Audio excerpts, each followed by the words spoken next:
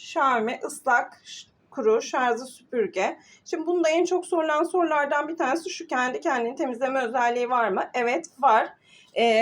Şuradaki temiz su haznesine suyu koyuyorsunuz. Fırçası içerisinde oluyor ve şu üst kısımda kendini temizleme özelliği olan düğmesi var.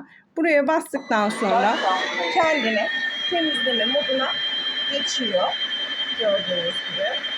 Fırçamızın temizliği bittikten sonra yine aynı şekilde bu tuştan durduruyorsunuz.